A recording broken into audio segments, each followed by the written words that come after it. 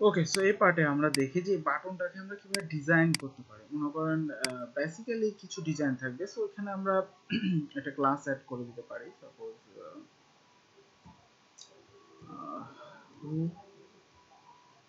Quick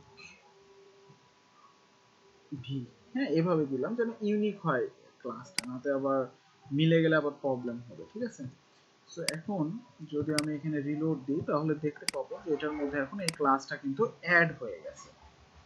so আমরা যদি এখানে রিলোড দিয়ে বা দেখি ইনস্পেক্ট এলিমেন্ট করে, এই যে দেখেন। সো এবার আমরা এখানে কি করতে পারি, তৈরি করে ফেলতে পারি। সাপোজ মনে করেন ব্যাকগ্রাউন্ড দিয়ে দিলাম রেড, তারপরে পেডিং দিয়ে দিলাম সাপোজ 20 পিক্সেল। আচ্ছা 20 পিক্সেল আর 40 পিক্সেল, বা অনেক বড় হয়ে যাচ্ছে, আমরা একটু সাইজ ঠিক করে নেব। উপর নিচে ছোট করে ফেলি, পরে এখানে আমরা এমন সিস্টেম করব যেটা বাটন হবে না হচ্ছে আইকন হবে। এরকমও আমরা দিতে পারি, বা এই জায়গাটা আমরা চেঞ্জ করে ফেলতে পারি কোথায় শিশু করতে চাচ্ছে। সো এই বিষয়গুলা যেটা করবেন, এই যে হুক নিয়ে জাস্ট আপনাকে ধারণা রাখবে। আচ্ছা এটা এরকমই বড়ই থাক, তাহলে এই বাটনের মতো দেখাবে বিষয়টা, এরকমই থাক। আচ্ছা আর এটার একটা কালার দিয়ে দিই, কালার, ওকে কালার, আচ্ছা আর এখানে দেখেন একটা গ্যাপ তৈরি করা দরকার, তাই না? মার্জিন বটম 20 পিক্সেল, ব্যাস।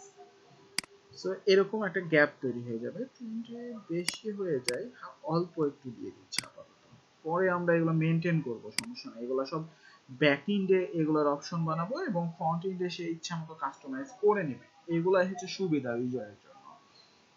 আচ্ছা সো এখন আমরা এটা কোথায় ডিজাইন করব, এখানে কুইক এই ক্লাসটাকে নিলাম, নিয়ে আপনি চাইলে যে অ্যাডমিনের ভিতরে দেখেন সিএসএস অলরেডি এটা কিন্তু করা আছে অলরেডি। আমরা যদি এনকিউ স্টাইলে যাই, দেখেন এনকিউ স্টাইল, এই যে এখানে কিন্তু একটা ফাইলকে আমরা দেখতে পাচ্ছি, দেখছেন সিএসএস এর মধ্যে আছে। তো এটা হচ্ছে অ্যাডমিনের জন্য, আমরা এখানে কাজ করব না, আমরা এই পাবলিকের মধ্যে চলে যাই।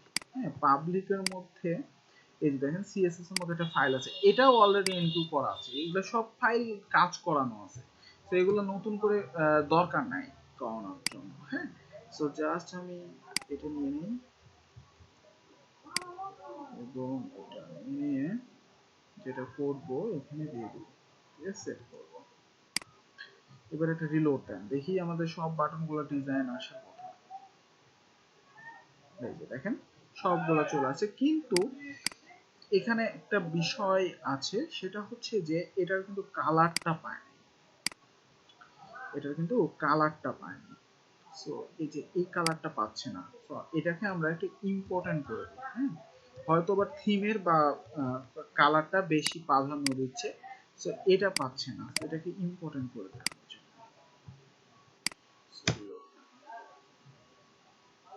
এই যে দেখেন এবার কিন্তু পেয়ে গেছে। এবার কিন্তু সে পেয়ে গেছে। সো আমাদের এখানে বাটন ডিজাইন করাটাও হয়ে গেছে প্রত্যেকটা।